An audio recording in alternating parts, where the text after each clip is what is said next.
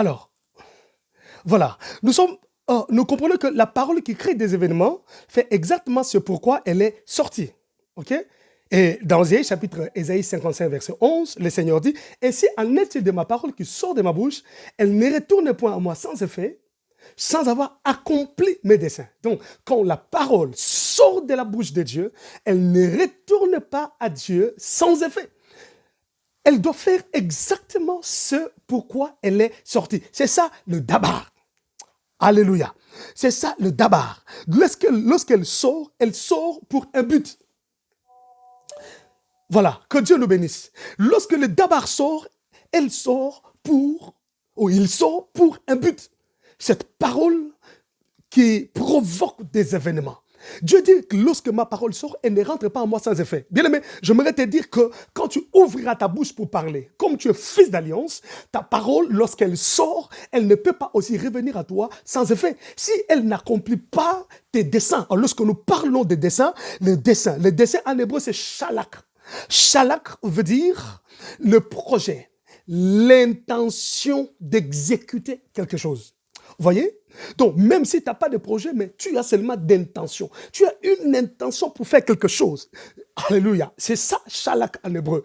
Donc, le dessein, on les définit comme des projets. Oui, dessein, c'est projet. Mais selon la pensée hébraïque, shalak veut aussi dire une intention d'exécuter quelque chose. Donc, si tu as l'intention de faire des affaires, tu as l'intention d'ouvrir une entreprise, tu as l'intention de commencer une église, une œuvre, tu as l'intention d'organiser une croisade, tu as l'intention de te marier, tu as l'intention de faire quelque chose, donc cette intention que tu as, alléluia, donc libère seulement une parole et les événements vont se créer. Le Seigneur va organiser les choses. Le Seigneur va toucher les cœurs des uns des autres. Le Seigneur va amener vers toi les moyens. Le Seigneur va amener vers toi des hommes et des femmes qui vont te soutenir comme si tu étais allé les chercher. Simplement parce que tu as libéré une parole qui provoque des événements. Oh, que je prie Dieu qu'en ce midi, que tu te révolutionnes pour libérer des paroles. Là où tu es, ne ferme pas ta bouche. Tu n'as qu'à parler, tu n'as qu'à ordonner, okay? Tu n'as qu'à prononcer pour que tes intentions s'exécutent. Tu as quelles intentions en ce moment? C'est la question que je me pose. Quelles sont tes intentions en ce moment? Quelles sont tes intentions? Qu'est-ce que tu veux réaliser? Quelles sont tes intentions par rapport à ton mariage, par rapport à ta maison, par rapport à tes enfants, par rapport à ton mari, par rapport à ta femme, par rapport à ta famille? Quelles sont les intentions par rapport à ton travail, par rapport aux affaires, à tes finances? Si tu as des intentions, bien-aimé, ne t'inquiète pas. Tu as la parole qui crée des événements, le dabar ou davar. C'est à toi de parler, c'est à toi de prononcer, de libérer les paroles. Et lorsqu'une parole qui provoque des événements est libérée, aucune puissance satanique n'est capable de la bloquer.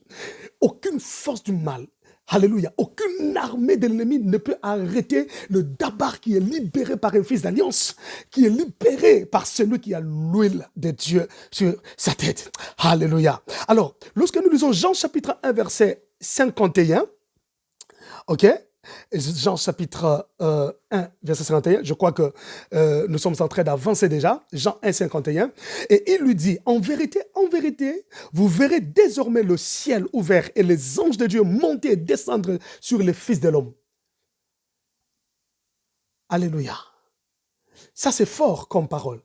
Le Seigneur dit, vous verrez désormais le ciel ouvert et les anges de Dieu monter et descendre. Le Seigneur a libéré une parole avec beaucoup de divinité. Il dit désormais. Donc, il est en train de signer une ordonnance. Il est en train de signer un décret. Mais vous savez que dans la hiérarchie, l'ordonnance est plus qu'un décret. Il signe un décret. Il dit désormais. Vous verrez maintenant les anges monter et descendre sur les fils de Dieu. Oh my God. Et le Seigneur, en libérant cette parole, vous allez comprendre qu'il est en train d'informer les apôtres de ce qui va se passer. On les suit tout à l'heure. Voilà. Alors, nous allons nous rendre compte que les paroles que le Seigneur vient de libérer dans Jean chapitre 1, verset 51, Nous voyons la scène dans Genèse chapitre 28, verset 12. Dans Genèse chapitre 28, verset 12, la Bible dit, il y eut un songe, et voici une échelle était appuyée sur la terre, et son sommet touchait au ciel. Et voici, les anges de Dieu montaient et descendaient par cette échelle. Oh my God! Oh my God! Donc, là, nous sommes dans la vie de Jacob. Jacob, la Bible dit qu'il y a un songe, ok? Il y a un songe, et dans son songe, il voit une échelle appuyée sur la terre et son sommet touché au ciel. Et voici les anges de Dieu montaient et descendaient. Mais lorsque nous venons dans Jean, Jésus dit, oh mon Dieu, il dit, en vérité, vous verrez désormais le ciel ouvert et les anges de Dieu monter et descendre sur les fils de l'homme. Ah, donc sur son corps.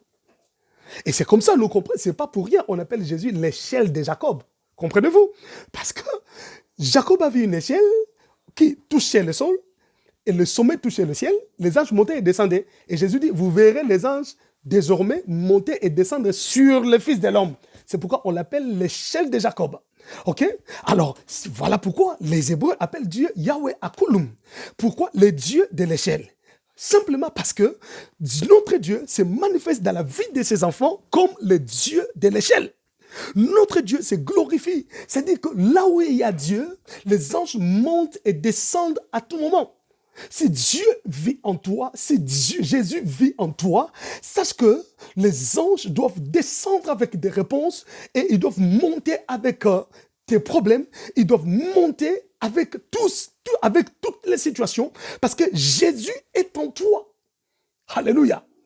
Alors, c'est à toi seulement de libérer, comme Jésus a libéré. Désormais, vous verrez les anges monter, descendre sur le Fils de Dieu. Mais j'aime des chrétiens qui sont fous des fois, qui déclarent des choses dans leur famille, qui déclarent des choses dans leur entourage, qui parlent, qui libèrent les davas, qui libèrent la puissance de la parole de Dieu, qui parlent aux gens de ce qui arrivera dans leur vie. Jésus dit, vous verrez. Et ça s'est fait. Mais qu'est-ce qui ne peut pas se faire dans ta vie? C'est à toi de